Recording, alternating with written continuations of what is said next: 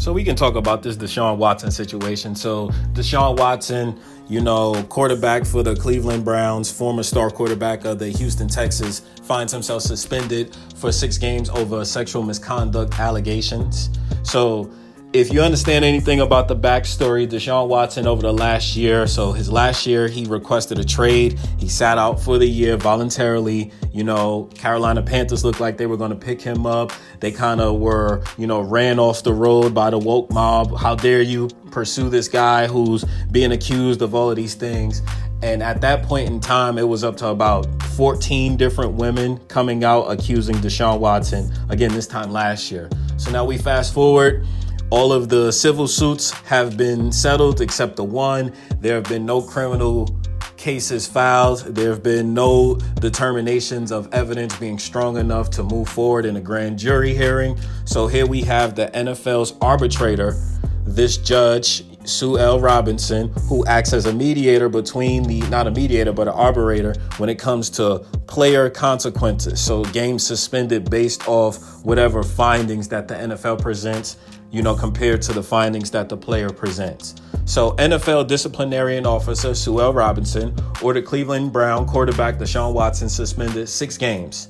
Now, the punishment comes after 24 women accused Watson of sexual misconduct. Again, all but one case of these civil suits remain. The rest have been settled. Again, there's been a lot of talk on the television, today being August 2nd, August 1st, when this news first broke. There have been a lot of people on television like, oh, well, he's done this, he's done that, he's done this. The NFL dropped the ball on this suspension. You have to understand, if you are a free man and 15 people accuse you of something, that doesn't make you guilty. That just makes 15 people think that you're guilty of something that they didn't have to prove. Again, due process does exist in America, and any American who thinks individual circumstances should subvert our legal system, then that's a very dangerous precedent.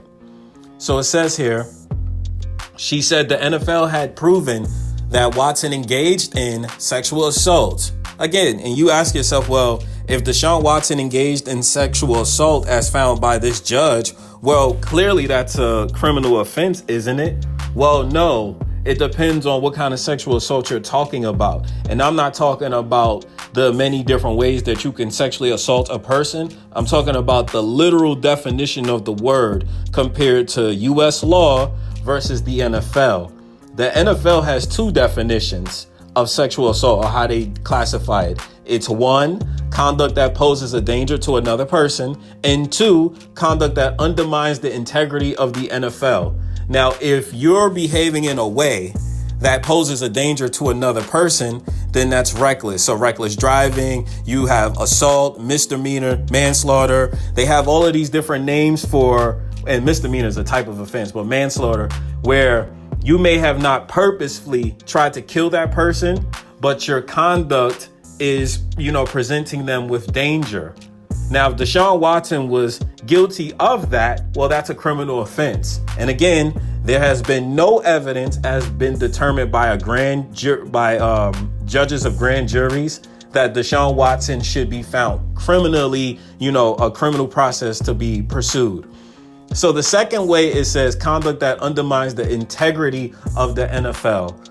Conduct that undermines the integrity of the NFL. Well, what does that even mean? Well, let's look here. ESPN's article, it says Robinson also found that Watson's so-called predatory conduct cast a negative light on the league and its players. So conduct detrimental to the NFL, not the women, not the claims, not any kind of criminal guilt. Not any of the things that you would traditionally look at as evidence of why you are going to punish someone. Evidence of your behavior being not a good look for the NFL. So that's why, in my estimation, speaking as the Sue L. Robinson, you are warranted this suspension for sexual assault. These things are very important. Again, to go back to the top of what we've been talking about. When you hear about the Deshaun Watson case, you're not going to hear about what I just said to you. That is how the NFL defines sexual assault and how the arbitrator was able to rule against Deshaun Watson based off the NFL standard, not by the U.S. law. So when people are saying his suspension wasn't enough, when people are saying that the suspension is too light, and you can be like people like me who are on the other side of that spectrum, where I say he shouldn't have been suspended at all. We're all thinking as it relates to the court of law.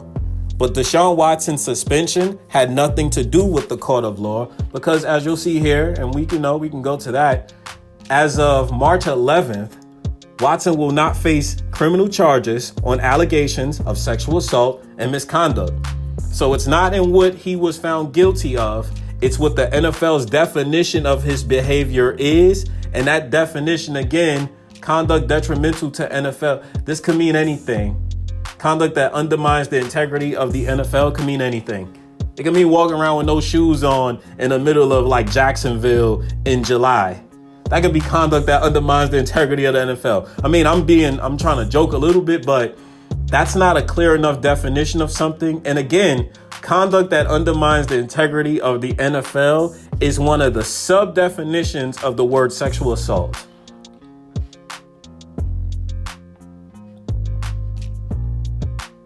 So this is a video now from one of these guys that I'm talking to you about. You know, the broadcasters that come on TV and they have all of these opinions based off whatever, because it's not based on any kind of facts. They just come out and they get people riled up based off emotional outcry. So let's see what this guy's talking about. We call them white lies or fibs, convenient, don't want to hurt feelings. You don't lie to a judge. Like, that's the standard, right? You can't lie to a judge. Deshaun Watson lied to a judge. If you read the 50... Now, Colin Cowherd here is claiming that Deshaun Watson lied to a judge. And if you listen a little bit more than that, and that's the Herd, you can go listen to that if you want to. His claim is based off the judge feeling that he was not telling the truth. A feeling of somebody being dishonest is not the same as being dishonest, because perjury is something that exists. Perjury is if you lie while you're under oath. If you are in any proceeding, whether it's with a lawyer or with a judge, and they're asking you questions that you give them the wrong answers to, that is a crime. So this is what I mean about sometimes. I know it's hard out there. We got our jobs, we got our things to do, but if you genuinely care, like if you're somebody who clicked on this video, if you're somebody who wanted to understand what's going on with Deshaun Watson, the best thing that you can do is pull up 3 tabs, type in Deshaun Watson, and gain the information from a layman's term that you can best get it. Because what you're going to see on the television are people trying to persuade you that Deshaun Watson shouldn't even be allowed to play this year based off nothing but reports of allegations.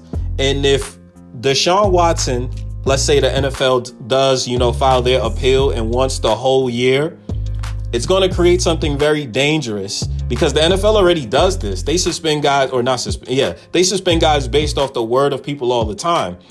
But you have to look at yourself as somebody who works at your business, your store, whatever service or product or whatever you do for a living. And just because somebody accused you of something, you're going to lose your scholarships. You're going to lose your ability to work, your ability to take care of kids if you have them, all because of claims.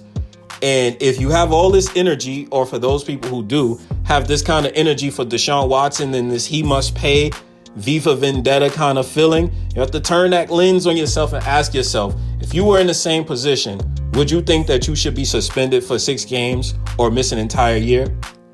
But you let me know.